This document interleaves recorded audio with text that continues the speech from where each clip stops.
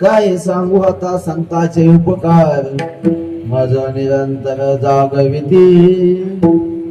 काय द्यावे त्यासे व्हावे उद्धराय, ठेवितो हा पायी जीव थोडा. सहज बोलणे हित उपदेश, सहज बोलणे हित उपदेश, करुणे सायास शिकविती. काय द्यावे त्याशी व्हावे उद्धराय, ठेवितो हा पायी जीव थोडा. तुका म्हणे वत्स धेनुवेचे चित्ती, तुका म्हणे वत्स धेनुवेचे चित्ती, तैसे मज येती सांभाळीत. काय द्यावे त्यासी व्हावे उद्धराय, ठेवितो हा पायी जीव थोडा. विठावा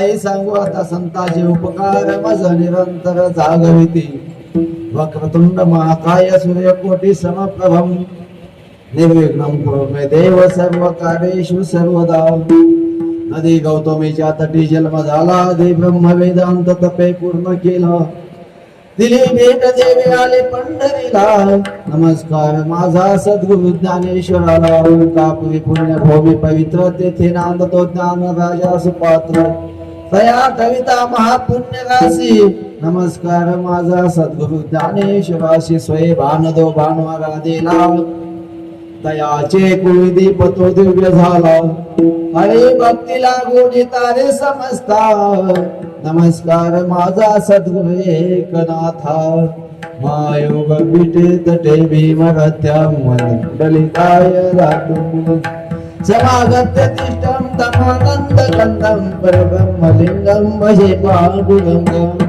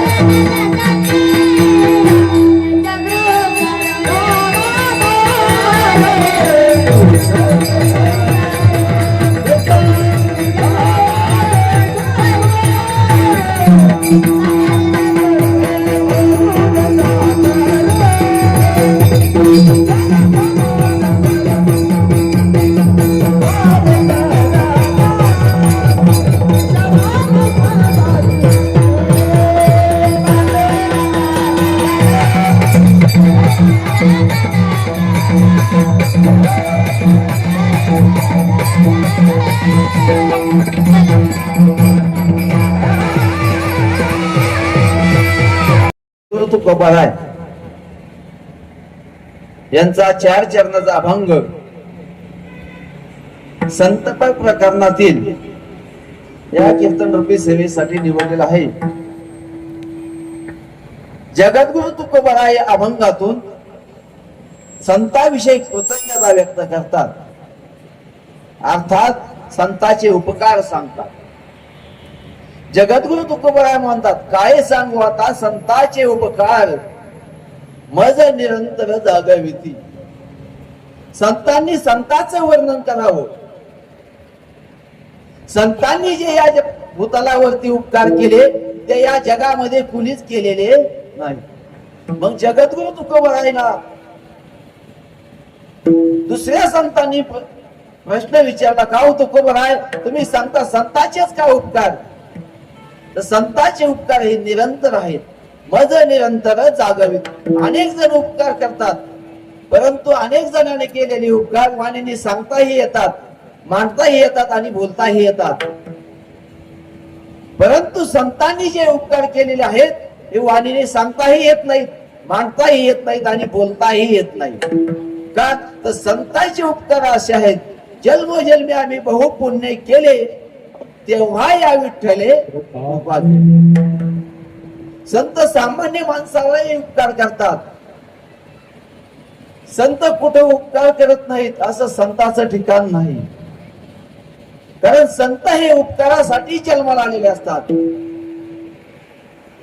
आणि तुम्ही आम्ही जो उपकार करतो, आपण सामान्य जर उपकार केला तर आपण सहज सांगतो मी आज त्याच्यावरती उपकार केला. पण संतांनी जो उपकार केलेला आहे ते संपूर्ण जगाला भावेल या पद्धतीचा उपकार केलेला आहे. मग संतांचा उपकार कसा आहे? मज निरंतर जागविती. जगद्गुरु तुकोबाराय म्हणतात, गाव तुकोबाराय निरंतर उपकार केला, त्याच्या पुढे काय? मज निरंतर जागविती. काय द्यावे त्याशी व्हावे उतराई ठेवी तो हा पायी जीवन. संतांच्या चरणावरती जन्मजन्मी आपण मस्तक ठेवलं तरी संतांच्या शब्दातून, संतांच्या उपकारातून आपण उतराई होऊ शकत नाही. संतांचं बोलणं सहज आहे, सहज बोलणे हित उपदेश करुणी साय असं शिकवलं. संतांनी सहज जरी आपल्यासाठी शब्द वापरला तरी तो आपला हिताचा ठरतो. म्हणून जगद्गुरु तुकोबाराय म्हणतात, मज निरंतर जागविती. संतांचे उपकार दीर्घ आयुष्य आहेत, म्हणून संतांनी संतांचे उपकार केलेले आहेत. विठ्ठल महाराज अनेक जणांनी उपकार केले. गाय ही आपल्यावरती उपकार करते, आई ही आपल्यावरती उपकार करते, सूर्य ही आपल्या उपकार करतो, भूमाता ही आपल्या उपकार करते. परंतु उपकार करते, परंतु ते उपकार निरंतर नाही. आई आपल्यावरती उपकार करते, परंतु किती दिवस? जोपर्यंत ती जिवंत आहे तोपर्यंत आई आपल्यावरती उपकार करते. पण तो उपकार करत असताना आईचा काहीतरी स्वार्थ असतो, म्हणून आई त्या मुलावरती उपकार करते. मग जगद्गुरु तुकोबाराय असं का म्हणले नाही? काय सांगू आता आईचे उपकार? आईचे उपकार निरंतर आहेत, परंतु कितपर्यंत आहेत? जोपर्यंत आई जिवंत आहे तोपर्यंत आईचे उपकार आहेत. मग तुकोबाराय का म्हणले नाही? काय सांगू आता आईचे उपकार माझं निरंतर. कारण परंतु आईचे उपकार निरंतर नाहीत. मग एवढ्यालाही जगद्गुरु तुकोबाराय थांबले नाही. तुकोबारायने पुन्हा पुढचा प्रश्न विचारला, भूमाता ही आपल्यावरती उपकार करते, आपलं पूर्ण जीवन कोण जगवतं? भूमाता जगवते. मग जगद्गुरु तुकोबारायने असं का म्हटलं नाही? काय सांगू आता भूमातेचे उपकार असे म्हटले का? का तर ते उपकार निरंतर नाहीत. मग संतांचे उपकार कसे निरंतर आहेत? तर जगद्गुरु तुकोबारायने या समाजासाठी नव्हे, या भारतासाठी नव्हे, या जगासाठी गाथा दिला. तो गाथा असा दिला की निरंतर माणसावरती उपकार आहेत. एवढंच नाही तर ज्ञानोबारायने आपल्याला ज्ञानेश्वरी दिली. ज्ञानोबारायला असं वाटलं, अमृत अनुभव दिला. ज्ञानोबारायला वाटलं सामान्य माणसासाठी ज्ञानेश्वरी पाठांतर होऊ शकत नाही, ज्ञानेश्वरी पारायण होऊ शकत नाही. मग त्यांच्यासाठी काय द्यायचं? तर त्यांनी नित्य नियमासाठी हरिपाठ दिला. ज्ञानोबारायने हरिपाठही दिला, परंतु आपण तो हरिपाठ म्हणत नाही. बरोबर, नित्य नेमन आम्ही तो प्राणी दुर्लभ लक्ष्मी वल्लभ तयाजवळ. ज्ञानोबारायने आपल्याला हरिपाठ दिला, परंतु आपण ते संतांच्या उपकारातून उत्तराही होऊ शकत नाहीत. हे आपलं दुर्भाग्य आहे.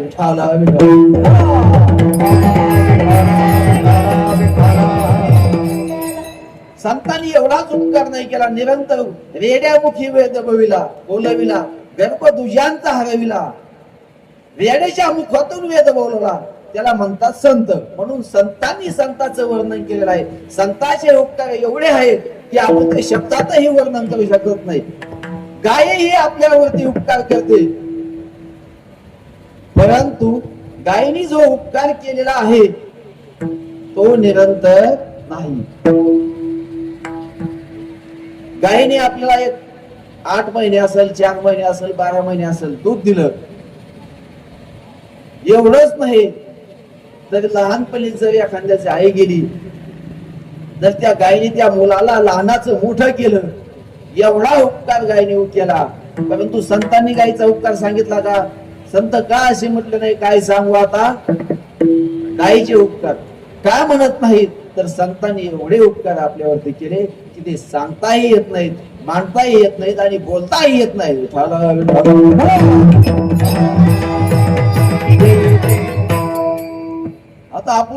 आता ही लाईट आहे, तुम्ही विचार करा, सूर्य आपल्याला दिवसभर प्रकाश देतो, बरोबर आहे का नाही? सूर्य आपल्याला दिवसभर प्रकाश देतो, त्यांनी कधी लाईट बिल मागितलं का? मग सामान्य माणसाने जी लाईट तयार केली तिचं महिन्याला लाईट बिल येतं का नाही? मग सूर्याचे उपकार का जगद्गुरु तुकोबाराय म्हणले नाही? काय सांगू आता? सूर्याचे उपकार का सांगितले नाहीत? तर तू निरंतर नाही. मग सूर्याचे उपकार जर निरंतर नाहीत, मग जगद्गुरु तुकोबाराय असं काय म्हणले? सूर्य प्रकाशही देतो, परंतु निरंतर उपकार का नाही सांगितले? तर दिवसभर प्रकाश देतो आणि संध्याकाळी अंधारात ठेवतो. म्हणून जगद्गुरु तुकोबाराय सूर्याचे उपकार सांगितले नाही.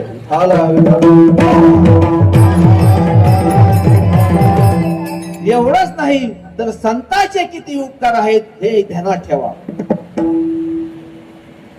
प्रत्येक आईला मुलं होतात. एकाच आईला झालेली मुलं वेगळ्या वेगळ्या स्वभावाची का होतात हे आजपर्यंत कुणाला गणित करायला न.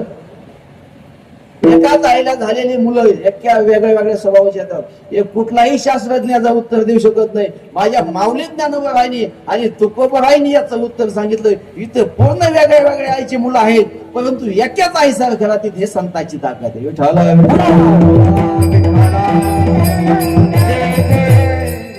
तुम्ही प्रत्येक जण वेगळ्या वेगळ्या कुटुंबातले आहेत ना. मग ज्ञानोबा तुकोबारायांचे एवढे उपकार आहेत. सर्वांना वेगळ्या वेगळ्याच्या आईची जरी असेल तरी एका मंडपात ताकद आहे, ती फक्त संताचीच आहे. तुम्हा आम्हाला एका जागेवर बसून ठेवण्याची ताकद फक्त संताची आहे. आणि या संप्रदायामध्ये एवढंच व्यासपीठ शिल्लक आहे की या ठिकाणी प्रत्येक आईचे मुलं एकत्रित येऊ शकतात आणि एकत्रित पूर्णपणे आपलं प्रपंचही करू शकतात. प्रपंच कोणचा? हरिनामाचा. आपण प्रपंचात वाहून गेलो, आपल्याला प्रपंच सुटला नाही. पण संत सांगतात, अरे तुम्ही कुठलंही काम करा, त्या कामामध्ये काम काही म्हणा राम राम. संसारी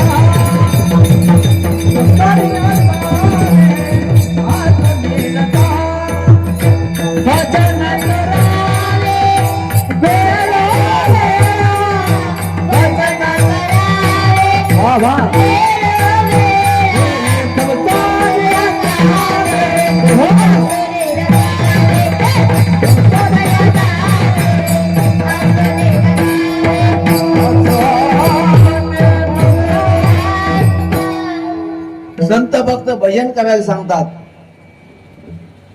संतांनी आयुष्यभर भजन केलं म्हणून संत आपल्याला भजन करायला सांगतात. आपण आयुष्यभर संसार केला म्हणून आपल्याला आपण मुलांना फक्त संसारच करायला शिकवतो. माझ्याकडे एक प्रश्न आहे, तुम्हाला सांगतो. तुम्ही प्रत्येक कुटुंबातलं घ्या. माऊली ज्ञानोबारायांनी अमृतानुभव मध्ये त्याला प्रश्न केला. एका आईला 2, 3, 4 मुलं असतील.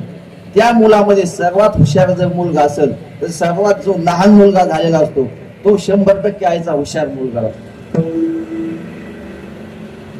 तुम्ही अजून कुणाचंही उदाहरण घ्या, ज्या आईचा मुलगा लहान आहे तो 100% हुशारच असतो, तो बुद्धीने जास्त असतो. मग ज्ञानोबारायांनी अमृत अनुभवामध्ये त्याला सांगितलं का, तर त्याला आईचं दूध जास्त दिवस मिळाल्यामुळं तो मुलगा हुशार असतो. आईच्या दुधामध्ये एवढी ताकद आहे. मग जर आईच्या दुधामध्ये सर्व एवढं आई आपल्याला एवढे प्रेम करते तर जगद्गुरु तुकोबारायांनी संतांचेच उपकार का सांगितले? जगद्गुरु तुकोबाराय संत कुणालाही मूर्ख माणसाला तर संतच सांगत नाही. मृगजळ जेथे नमंडे तेथे असे पाकवडे. दोन डोंगर शेजारी शेजारी आहेत, एका डोंगरावरती मृगजळ आहे आणि दुसऱ्या डोंगरावरती मृगजळ नाही, असं होणं शक्य आहे का? काही माणसं दोन्ही बाजूने असतात. संत संगतीत गेले संतत राहतात, आउट साइडला गेले की आउट साइडला जातात, संसारात गेले की संसारात राहतात, परंतु त्यांचं चित्त हे नक्की संतापाशी असतं. का तर त्यांना पूर्ण जीवन कळलं. आमचे गुरुजी नेहमी सांगत असतात बघा, अन्न खाताना सुद्धा पवित्र घरचं अन्न खाल्लं पाहिजे, तेव्हा शुद्ध बीजापोटी फळे साळ गोमट. अशी मुलं कधी जन्माला येतात? आमचे नेहमी सांगत असतात,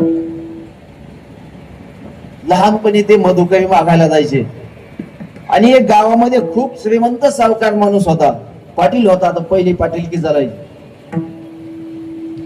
आणि साधक मंडळी त्या गावामध्ये मधुकरी मागायला गेल्यानंतर तो सावकार पाटील रोज म्हणायचा, ओ महाराज, आमच्या घरी मधुकरी नाही आले जाणार, आमच्या घरी. एक दिवस झालं, 2 दिवस, दर दिवस संध्याकाळी आला, सकाळी आले की ती चौकातच बसलेला राहायचा. महाराज आपले शेजारची ज्यांच्या घरी तुळशी नोंदवून आहे, ज्यांच्या घरी देवपूजा आहे, अशी 4-2 घर मागून घेऊन जायचे. पण त्या साधूने काय हट्ट सोडला नाही. साधू त्या सावकाराला म्हणाले, सावकार, आज तुमच्या इथं मधुकरी मागायला येत नाही, परंतु उद्याच्याला येतो बघा. आज कामापुरती झाली. उद्या दुसऱ्या दिवशी तो सावकार तिथं चौकातच उभा, बळच मुळच खवाय नाही. तो सावकार साधू महाराजांना घेऊन गेला. लगेच बायकोला सांगितलं, ए महाराजांना 2-3 चपात्या दे, बाहेर अर्धा तुकडा देते, 2-3 चपात्या या खाली देऊन टाका आणि महाराज आजपासून रोज यायचं. महाराजांची तळपायाची आग मस्तकाला गेली. महाराज म्हणले, ओ सावकार, तुम्ही गावचे सावकार असतात, तुम्ही गावचे पाटील असतात, पण तुम्ही जे मला हे 3 चपात्या दिल्यात ना, त्या साधू महात्म्याचा अधिकारही तेवढाच होता.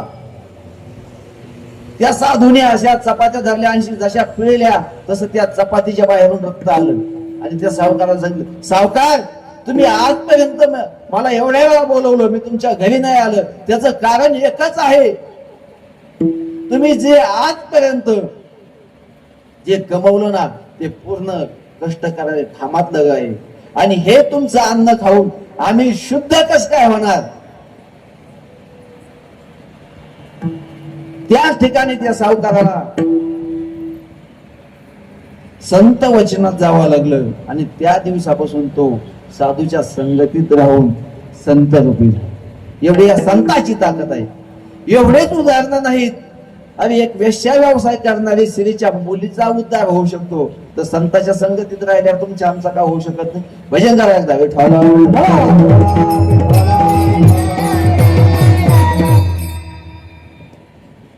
कान्होपात्रा एक वारकरी पंढरपूरला निघाला आणि पंढरपूरला जात असताना एक व्यवसाय व्यवसाय करणारी स्त्री राहत होती आणि त्या स्त्रीला एक खूप सुंदर मुलगी होती. तुम्हाला सांगतो, तिचं नाव आहे कान्होपात्रा.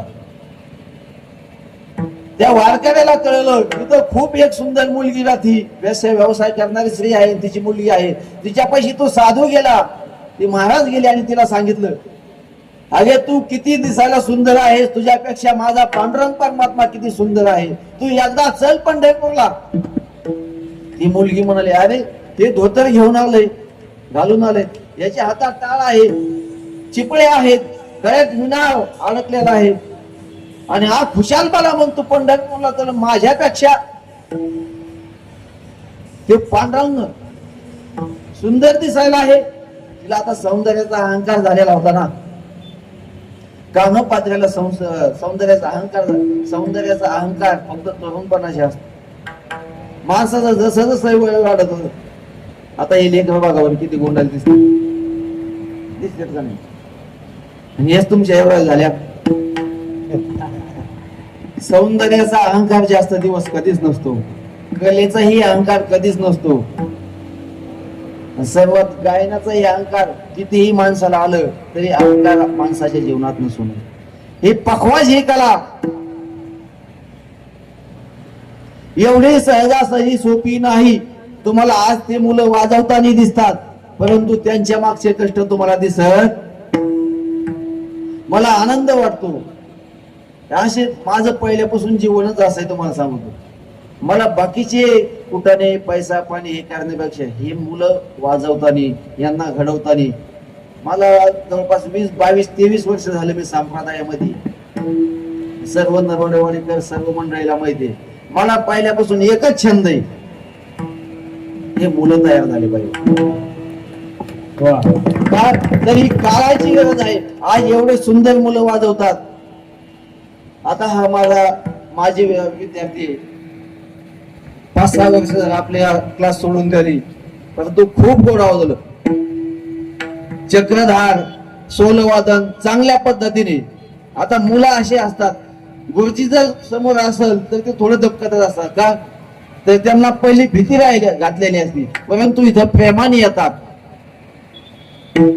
आज त्या मुलाच्या बोटाला चिकटपट्टी आहेत. तुम्हाला आज एवढा समाजामध्ये वाजवताना दिसतो, पण त्यांनी पहाटे 4 वाजता उठून केलेली प्रॅक्टिस समाजाला कधी दिसत. आज ही मुलं गायन करतात. हे पहाटे 5-5:30-6 वाजता उठतात. 2-2, 3-3 तास यांच्या खेळायच्या वयामध्ये हे कीर्तनामध्ये गायन करतात. हे सर्वात महत्वाचं विशेष आहे. आज तुम्हीच बघा, तुमची मुलं असतील, नातरुंड असतील, इकडे तिकडे फिरत बसतात, परंतु इथे येऊन सुद्धा बसत नाही. आणि यांच्या खेळायच्या वयामध्ये आज हे कीर्तनात गायन करतात, वाजवतात. यांना पाहिल्याच्या नंतर मला जेवढा आनंद होतो त्याच्यापेक्षाही त्यांच्या आईवडिलाला किती आनंद होत असेल. जगामध्ये धनसंपदा कुणी कमी, कुणी कितीही पैसा कमी, पण सोबत कुणी येणार नाही. आणि आपल्याला सोबतही कुणी येणार नाही. या जगामध्ये आपलं नाहीच कुणी संत सोडला. हे नाही नाही गुणाचे कुणी, नाही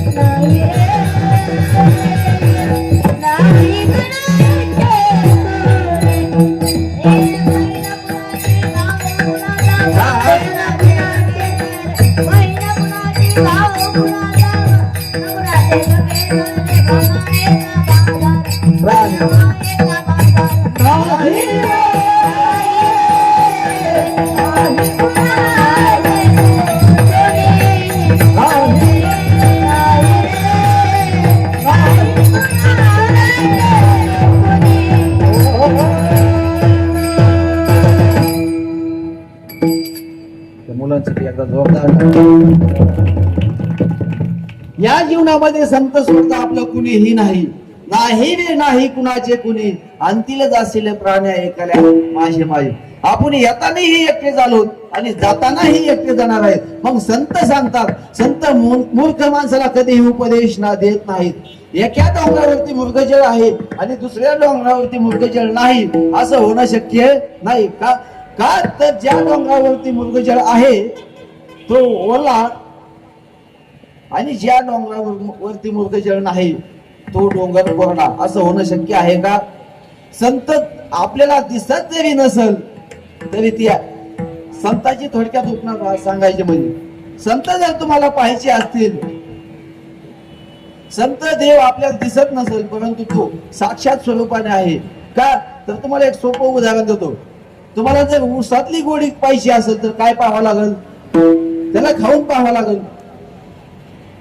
दुधातलं तूप पाहिजे असेल तर तुम्हाला काय करावं लागेल? त्याला मंथन करावं लागेल. का दुधात लगेच तूप दिसेल?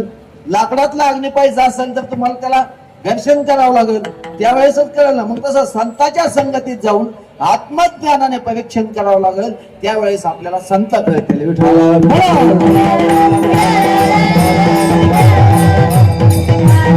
हरी विठ्ठल केशवा मार्ग हा जपा.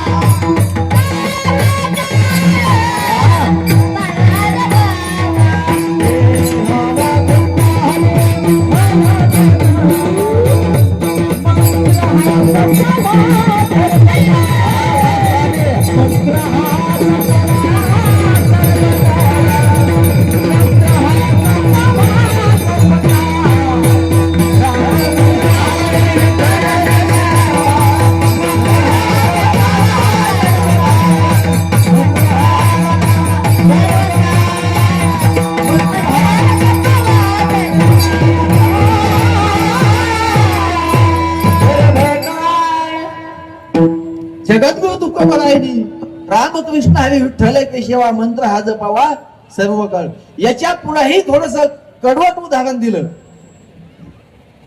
अमृत अनुभवामध्ये जगद्गुरु तुकोबाराय म्हणतात, एका झाडावरती एक माकड होत.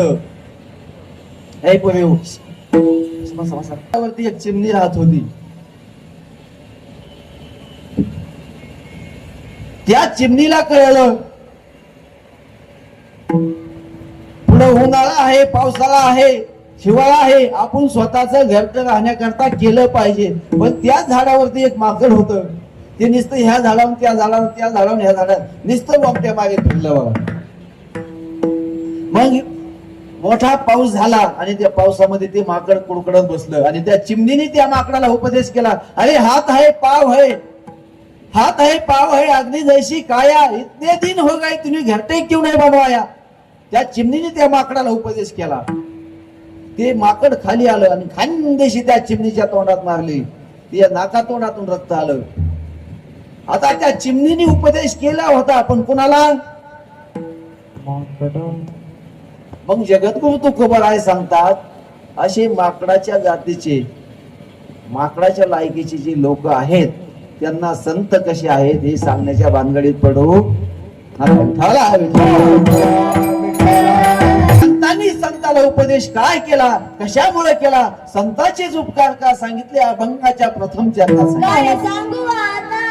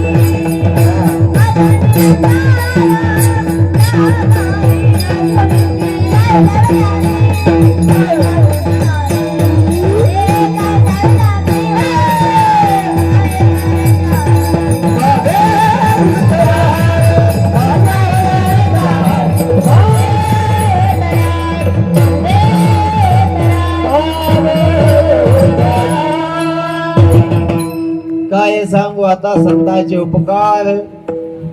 माझ निरंतर जागविती. संतांनी कितीही उपकार केला तरी नास्तिकाचं म्हणणं असं असतं की या जगामध्ये संत या जगामध्ये देव नाही. मग देव जर आपल्याला शोधायचा असेल, हजारो वर्ष दगडाच्या पोटामध्ये, दगडाच्या अंगामध्ये बेडूक कशाच्या जिवंत राहतो? कुणी या प्रश्नाचं उत्तर द्या. देऊ शकता का कोणी? या जगामध्ये एकच नातं असं आहे, जीवनामध्ये तुम्हाला सांगतो, या जगामध्ये आपलं कोणीच नाही. पती पत्नीचं नातं जे आहे ना, ते आपलं आयुष्यभर टिकतं. तेव्हा आपल्यापाशी आपलं शास्त्र आहे, परंतु आपल्याला समजत नाही. बघा, हाताचे 10 बोट आहेत. हे हाताच्या 10 बोटामध्ये बघा, हे अंगठा जो आहे तो आपल्यापासून बाजूला निघून जातो. तुम्ही नातेवाईक जे आहेत ते आपल्यापासून बाजूला निघून जातात. करंगोळीचं बोट ठेवा, ते बहीण भाऊ सुद्धा आपल्यापासून निघून जातात, ते सुद्धा बोट उचलते. तुम्हाला अंगठ्याच्या साईडचं जे बोट आहे ते आपले मित्र कंपनी हे आपल्यापासून निघून जातात. मधलं जे बोट आहे ते आपण जमा केलेली माया ही आपल्यापासून निघून जाते. पण जी करंगोळीच्या वरचं जे बोट आहे ना, ते सहजासहजी उचलत नाही. बघा, तुम्ही उचलून पहा, ते उचलत नाही. ते पती पत्नीचं नातं आहे. घटस्फोट झाला तरच ते तुटतं.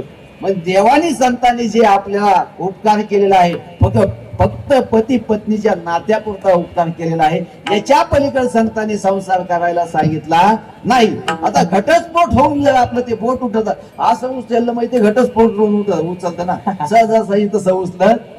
संतांनी फक्त हेच पवित्र नातं सांगितलं, आणि ते पवित्र नात्याला जपा. आयुष्यात तुम्हाला जीवनात कधीच कमी पडणार नाही. विठाला आपलं नातं आपल्यापाशीच आहे, परंतु ते आपल्याला समजत नाही. देव आपल्यापाशीच आहे, संतही आपल्यापाशीच आहेत, परंतु आपल्याला संत कळले नाही. संत मानणाऱ्याच्याही आणि न मानणाऱ्याचे अजून 2-3 वर्ग आहेत. काही जणांना देव मानतही नाहीत आणि जाणतही नाही. काही जण देवाला जाणतातही आणि मानतातही. काही जण असे आहेत, देव जाणतात, मानतात, पण खऱ्या अर्थाने त्यांनी देवाला जाणलेलं. देव जाणता आपुलिया सत्ता एक आहे. देव चतुर जाणवले अंतर. का? यांची संगतीच अशी झालेली असती की त्यांना संतांचं मार्गदर्शन मिळालं. का? जो देवाला जाणतही नाही, मानतही नाही, तो आहे ना तिसराचा वर्ग. जो देवाला जाणतोही आणि मानतोही, तो आहे संतांचा वर्ग. आता तिसरा वर्ग असा लटकलेला आहे, जो देवाला जाणतो, मानतो, पण खऱ्या अर्थाने त्याने देवाला जाणलेलं नाही. मानतो, जाणतो, पण खऱ्या अर्थाने त्याने देवाला मानलेलं नाही. सोपं उदाहरण देऊन सांगतो. भजन करा, विठाला. आपण मंदिरामध्ये सकाळी दर्शनाला जातो. जात असताना बऱ्याच लोकांना सवय अशी आहे, जाताना बिडी पेटवायची आणि मंदिरात ओढत जायची, आणि मंदिराच्या जवळ गेल्याच्या नंतर बिडी पाठीमागून ठेवायची. हा वर्ग असा आहे, जो देवाला जाणतो, मानतो, पण खऱ्या अर्थाने जाणलेला नाही. मानतो, जाणतो, पण खऱ्या अर्थाने देवाला मानलेलं नाही. त्याला देव आहे का नाही, हा दोन्ही विचारात तो पडलेला आहे. म्हणून संत अशा माणसालाही संत कसे आहेत सांगत नाहीत. मग सांगतात कोणाला? संतच संताला सांगतात. मज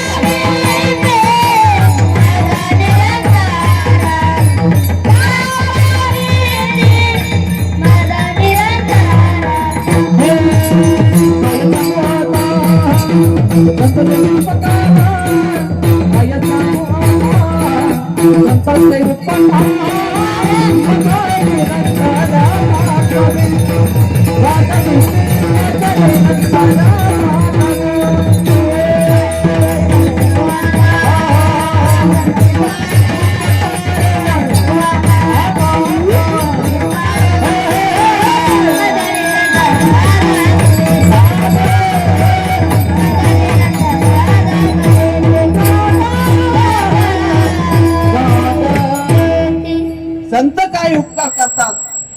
एक सोपं उदाहरण देऊन सांगतो तुम्हाला.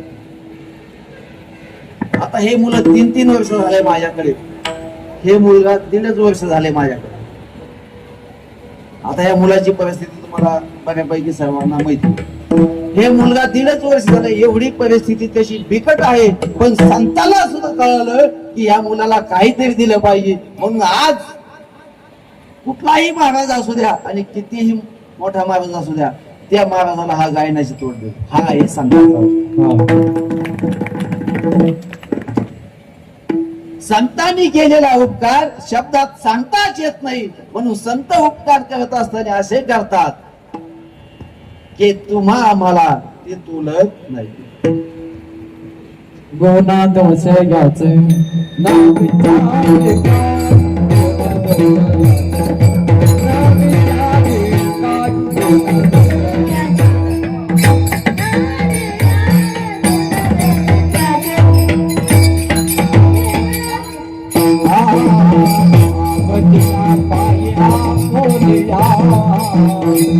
बदला काही आंबोलिया गोना विचार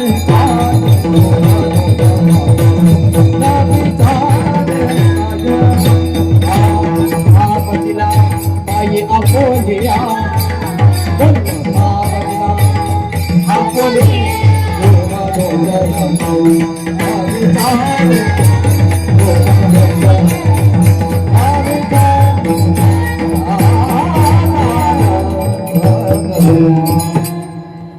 संत जे उपकार करतात, प्रत्येक संतांनी आपल्यावरती काही नाही काही उपकार.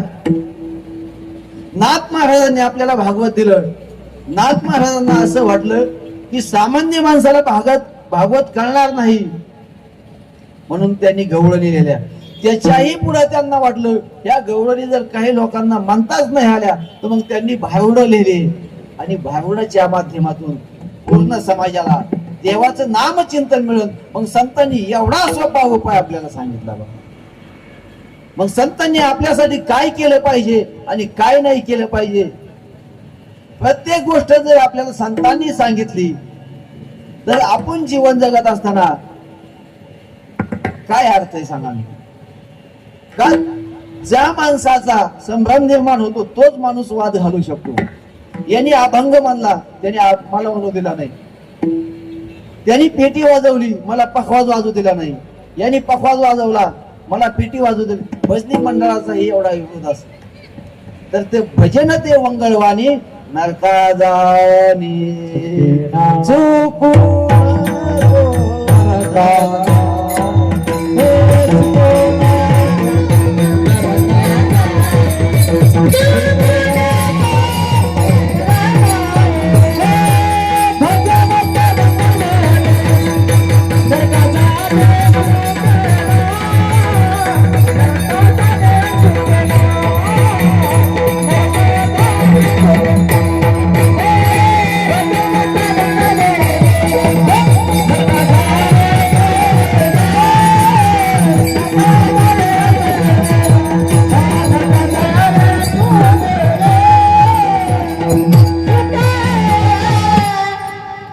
भजनावाल्याच्या संगतीत जरी आपण गेलो, पण कुठल्या ज्यांना भजनच काय हे कळलं नाही तरी आपण नरकाला जातो.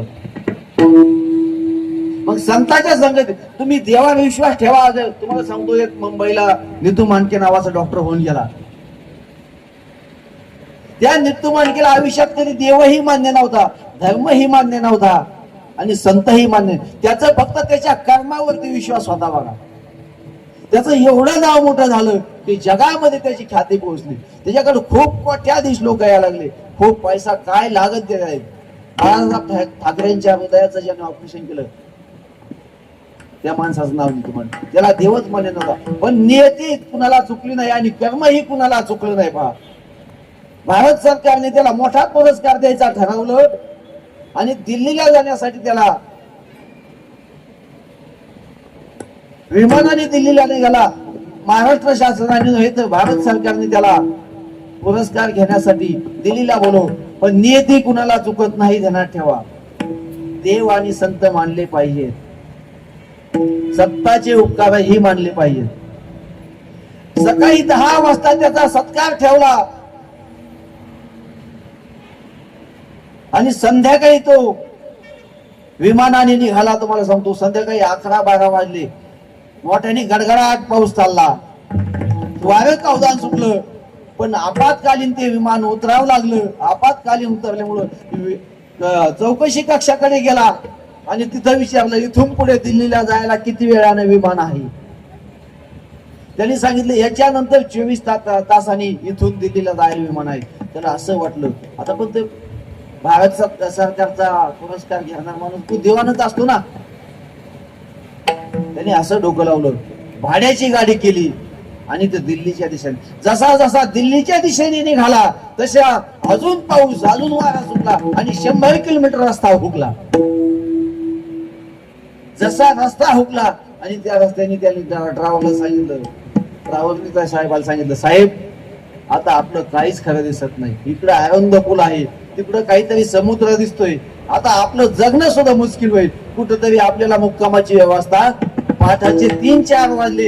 एक कौलारू झोपडी होती,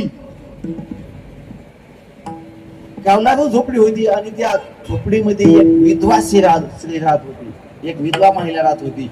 आणि त्या विधवा स्त्रीचं एवढं देवावरती विश्वास होता, एवढा संतावरती, ही घडलेली घटना आहे, सत्य घटना आहे, एवढा देवावरती विश्वास होता. तो नितू मांडकी तिथं गाडी उभा केली आणि खिडकीतून पाहिलं, कडी वाजवणार त्याच्या आधी त्याला असं वाटलं की आतमध्ये कोण आहे कोण नाही पाहू. तर आतमध्ये डोकून पाहिल्याच्या नंतर आतमध्ये एक विधवा स्त्री आणि ती देवाचं भजन करते. असा पाळणा बांधलेला आहे आणि त्या पाळण्यामध्ये भगवान श्रीकृष्णाची मूर्ती आहे आणि त्या पाळण्याला झोका देत श्रीकृष्ण गोविंद हरे मुरारे हे नाथ नारायण वासुदेव. आता नास्तिक माणूस तिथे गेला, आता त्याला देव धर्म मान्य नव्हता, पण पहाटेच्या 3-4 वाजता तिथे गेल्यानंतर एक तळपायाची आग मस्तकाला गेली. आणि जिथं जाईल तिथं देवाचाच विषय. पण त्याला वाटलं आता जर इथून आपण सोडलं तर जगत. मग त्यांनी धाडसाने कडी वाजवली. त्या विधवा स्त्रीने ती कडी उघडली आणि त्या साहेबांनी विचारलं, आई साहेब, ताई साहेब, आम्हाला आजच्या दिवस राहण्याची व्यवस्था होईल का मुक्कामाला? सांगितलं, साहेब या बसा. त्या साहेबाला अंथरून बसायला टाकलं, अंथरून बसायला टाकलं. साहेबाला 1 ग्लास पाणी दिलं आणि पाणी दिल्याच्या नंतर ती ताई म्हणली, साहेब तुम्ही 2 मिनिटं बसा, मी चहा ठेवते. त्या स्त्रीने त्या साहेब 10-15 मिनिटं चहा उकळेपर्यंत आपण देवाचं नामस्मरण करावं. ती स्त्री त्या झोक्यापाशी गेली आणि त्या झोका द्यायला लागली आणि तिचं भजन चालू. 5 मिनिटं झाले, 10 मिनिटं झाली, 15 मिनिटं झाली. तिला आठवणच नाही आपल्या घरी कोणीतरी पाहुणा आलाय.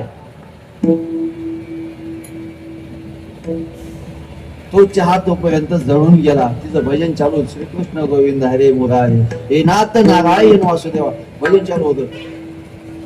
15-20 मिनिटं, अर्धा तास झाल्याच्या नंतर तिच्या लक्षात आलं आपल्या घरात कोणीतरी पाहुणा आलाय, आपण चहा ठेवला होता. चहाकडे गेली, तोपर्यंत चहा जळून खाऊ झाला. ती साहेबाला, साहेब 2च मिनिटं थांबा, मी तुम्हाला दुसरा चहा करते. त्या साहेबांनी त्या विधवा स्त्रीचा हात धरला आणि ती स्त्री मोठ्याने काढली, अरे आला कुठून, जायचंय कुठं आणि तू डायरेक्ट माझा हात धरतो, तुला अक्कल काय काही? ते साहेब म्हणला, हो ताई ताई थांबा थांबा, अडू नका. त्या साहेबांनी तिला विचारलं, अगं ताई 1 तास झालं, 2 तास झालं मी विचार करतोय, त्या झोका आहे, त्या झोक्यामध्ये एक मूर्ती आहे आणि तू किती वेळ झाले त्या झोक्याला झोका देतेस आणि भजन करतेस. अगं या जगात देवच नाही आणि तू कुणाचं भजन करतेस? ती स्त्री मोठ्याने करायला, हो साहेब काय बोलता तुम्ही, काही अक्कल आहे का तुम्हाला, बोलता कुणाला? त्या साहेबांनी पुन्हा दुसरा प्रश्न गोड विचार, अगं ताई तू कशासाठी भजन करतीस? त्या ताईने सांगितलं, ऐका ना साहेब ऐका, पुढे एक पलंग आहे, त्या पलंगावरती माझं 5 वर्षाचं बाळ आहे, त्याला हृदयविकार झालाय. मी त्या देवाकडे याच्यासाठी भजन करते, देईन का नाही मला माहित नाही, पण असं म्हणतात बा मुंबईला एक नितू मांडके नावाचा डॉक्टर आहे, मुंबईला एक नितू मांडके नावाचा डॉक्टर आहे, त्याच्याकडे जाण्यासाठी खूप पैसे लागतात, त्याच्याकडे जाण्यासाठी खूप पैसे लागतात. ते पैसे माझ्याकडे नाहीत हो साहेब, पण मला 100% माहितीये की हा देव एक दिवस कुणीतरी मला घेऊन जाईल आणि त्या नितू मांडकेसने माझ्या लेकराचं ऑपरेशन केलं. आता नितू मंडकीच्या डोळ्यातही पाणी आलं. तो गेला कशासाठी? मग देवाची आणि संताची भक्ती जर आपली निष्ठावान असेल तर देव आपल्यापाशी येतो. त्या ताईचा हात धरलेला होता, नितू मांडकीने सोडलं, जसं डोळ्यात पाणी आलं. त्या नितू मांडकीने सांगितलं, अगं ताई, तुझी एवढी एकनिष्ठतेने भक्ती आहे, माझ्याकडे कोट्याधीश लोक येतात, गाड्या बंगल्यावाले लोक मला मागण तेवढे पाहिजे, तुझ्या त्या एकनिष्ठतेच्या भक्ती आहे ना. नितू मांडकेकडे सर्वजण येतात, पण नितू मांडके आज तुझ्या झोपडीला. एवढी देवाच्या नामचिंतनात ताकद आहे. बरे सत्य घटना ही. म्हणून संतांवरती विश्वास ठेवा, देवावरतीही विश्वास ठेवा. विठ्ठला सामान्य माणसाचा जो उद्धार करते त्या संतांच्या संगतीत कुठेही कीर्तन जाऊ द्या. हॅलो, थोडा आवाजाला ताकद द्यावं. काय बोला वारकरी निघाला, त्या कानोपात्रेला तिचा अहंकार झालेला होता. कानोपात्रेचा अहंकार आणि त्या वारकऱ्याचा हट्ट. ती कानोपात्रा पंढरपूरला निघाली, मंदिरामध्ये गेली. अजून तिला देवाची प्राप्ती झालेली नव्हती, संतोषाला प्राप्त झालेली नव्हती. जशी पांडुरंगाच्या मंदिरात गेली तसं वारकरीने अजून हट्ट चालू करा. अगं कानोपात्रा, माझा पांडुरंग किती सुंदर आहे, त्याच्या दर्शन घे, त्याच्या पायाला हात तर लाव एकदा. ते कानोपात्र म्हणले, अरे तुझा एवढा विठ्ठल काळा आणि त्या काळ्याच्या अंगाला हात लावल्याच्या नंतर मी सुद्धा काळी होईल. त्या वारकऱ्याचा हट्ट, वारकरी थांबेनाच. अक्षरशः त्या कानोपात्र्याला दर्शन घ्यायलाच लावलं आणि क्षणात कानोपात्र्याचा अहंकार नष्ट झाला. आजही तुम्ही पंढरपूरला जर कधी गेले तर तुम्ही पांडुरंगाच्या डाव्या हाताला खड्डा पडलेला आहे, तो कानोपात्र्याचा. आजही तुम्ही पंढरपूरला कधी गेले तर कानोपात्र्याचा दर्शन घ्यावं लागत आणि नंतर पांडुरंगाचं दर्शन घ्यावं. एका व्यवसाय करणाऱ्या स्त्रीचा मुलीचा उद्धार संत देव करू शकतात, तर तुमचा आमचा का करू शकत नाही? आपण तर एवढे पण हे नाहीत ना. देव आपला 100% उद्धार देऊ शकतो बघा, फक्त आपण संतत्वाकडे गेलं पाहिजे. मग कानोपात्र्याचा पूर्ण अहंकार नष्ट झाला, कानोपात्रा संतत्वाला प्राप्त झाली. पण संत झाल्या काही इग्न कमी असतात का? महाराज झाल्या काही इग्न कमी असतात का? महाराजांनी महाराजाच्या पद्धतीत राहिलं पाहिजे. संतत्वाला प्राप्त झाली, तिचं भजन चालू झालं. आळंदीला आली, एवढं भजन चालू झालं, एवढं भजन चालू झालं. बिदरच्या बादशाला कळलं की एक व्यवसाय करणारी स्त्री आहे, तिची मुलगी खूप सुंदर आहे आणि ती संतांचं भजन करते, देवाचं भजन करते. तिचा भोग त्याच्यासाठीच झाला पाहिजे, तिचा वापर त्याच्यासाठीच केला पाहिजे. बिदरच्या बादशाने सैन्य पाठवलं वाळवंटात, पण कानोपात्र्याला बातमी कळताच कानोपात्र्याने मंदिरात धाव घेतली. तशी मंदिरामध्ये कानोपात्रा गेली, पांडुरंगाला विनंती केली, ए देवा, आता मी तुझ्याशी मिलित झाले ना, बिदरच्या बादशाने माझ्यासाठी सैन्य पाठवलंय, मला आत्ताची आता तुझ्या पक्षी मिलित कर. हाती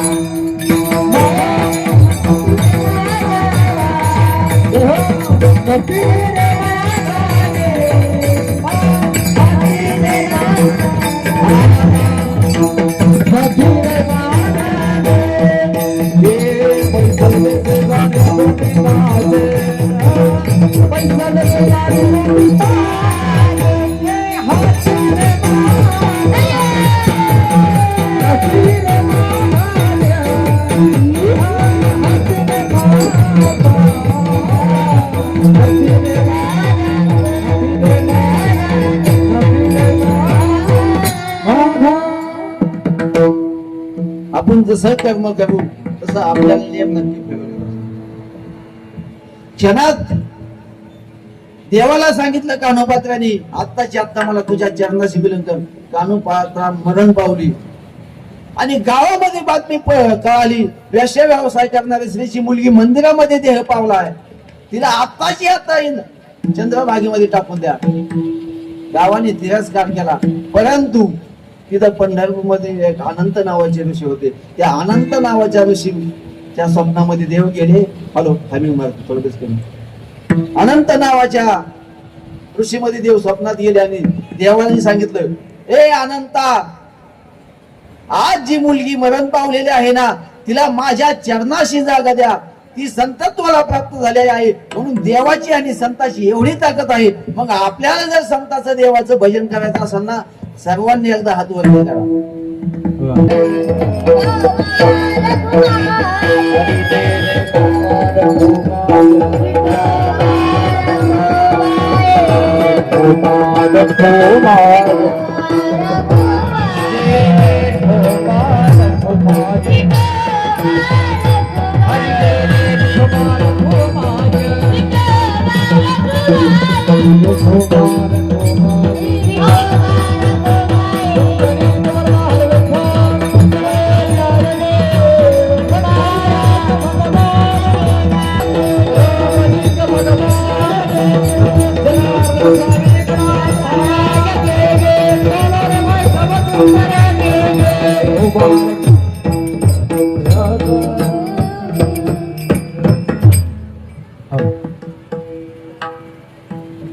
करतो तसंच कर्म आपल्याला भोगायला मिळतं. तुम्हाला सांगतो, आता येताना आम्ही शिकत, तुम्हाला लक्षात येतं की मी काय सांगतो. पुढे आलो, गाडीचा टायर फुटला, घालायला लागले 4,000 रुपये. गेले किती, घेतले किती. मग आपलं कर्म आपल्याला फेडावंच लागत. आपलं कर्म आपल्याला आयुष्यात चुकत नाही. म्हणून आपला अधिक मासामध्ये सप्ताह चालू आहे. आपल्याला जेवढं पुण्य करता येईल आपण सप्ताह धरतानीच असं धरला. तुम्हाला सांगतो 17 तारखेला बरोबर आपला तसा 21 तारखेला सप्ताह चालू होता. पण अधिक मासाची सुरुवात आपल्या या खंडारे मळाच्या सप्ताहाने व्हावा आणि या महाराष्ट्रभर सप्ताह व्हावा, म्हणून आपण 17 तारखेला सप्ताह धरला. इतर ठिकाणी वर्षानुवर्ष सप्ताह होतात, पण एक अधिक मासामध्ये सप्ताह केलेलं आणि अधिक मासामध्ये नामस्मरण केलेलं, अधिक मासामध्ये अन्नदान केलेलं, जेवढं पुण्याला म्हणजे थोडक्यात तुम्हाला सांगू, 3 वर्ष जावाई घरी जेवायला येत, पण अधिक मासामध्ये त्याला आवर्जून बोलावंच लागत नाही थाटामाटात. मग तसंच आहे, 3 वर्ष सप्ताह नाही केला तरी चालेल, परंतु 3 वर्षांनी एवढा जोरदार सप्ताह करा अधिक मासात. ते देवाचं नामस्मरण एवढं चांगलं होईल की तुम्हाला आयुष्यभर केल्या जात. सानिध्यात जाऊ एवढीच पांडुरंगाच्या चरणी प्रार्थना करतो आणि याच ठिकाणी सेवेला पोहोचणार. ज्ञानेश्वर